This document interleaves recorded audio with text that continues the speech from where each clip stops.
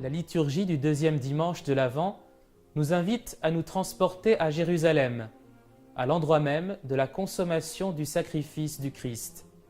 En effet, le pape Saint Grégoire avait inauguré la coutume de célébrer en ce jour les saints mystères en la basilique de Sainte-Croix en Jérusalem. Ce sanctuaire a la particularité d'être tout entier bâti sur la terre même de Jérusalem, qu'on avait fait venir de la ville sainte par bateau. Et il renfermait, de plus, une insigne relique de la croix du Christ, donnée par l'impératrice Sainte Hélène à Rome. Ainsi, le lien nécessaire entre naissance du Christ et rédemption se trouve-t-il bien marqué. L'introït est tiré du prophète Isaïe, avec le psaume 79, où l'on prie le Seigneur de se révéler devant les tribus d'Israël.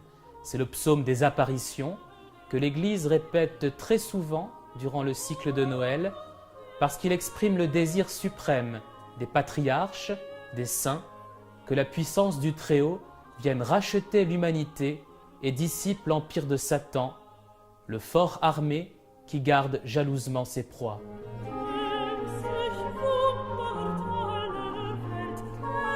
La prière de la collecte s'inspire du cri fameux de Saint Jean-Baptiste « Préparez les voies au Seigneur » et nous prions Dieu qu'il répande cette grâce dans nos cœurs. Cette préparation consiste dans l'esprit de contrition qui purifie l'âme et dans le propos sincère d'obéir enfin aux préceptes divins.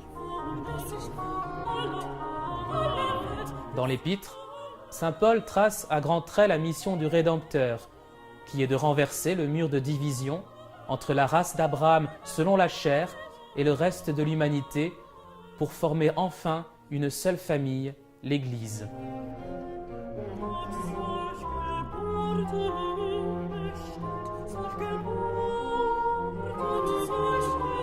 Saint Jean-Baptiste est l'ange, c'est-à-dire le messager qui précède la venue de l'homme-dieu.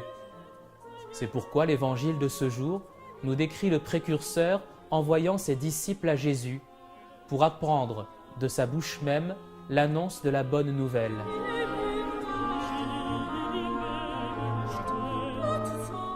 Jésus, mieux que par des paroles, démontre sa mission messianique par ses œuvres. Et en appelant au miracle, il enseigne que le plus grand de tous les prodiges qui attestent sa divinité, c'est celui de la conversion des âmes, malgré le scandale de la croix.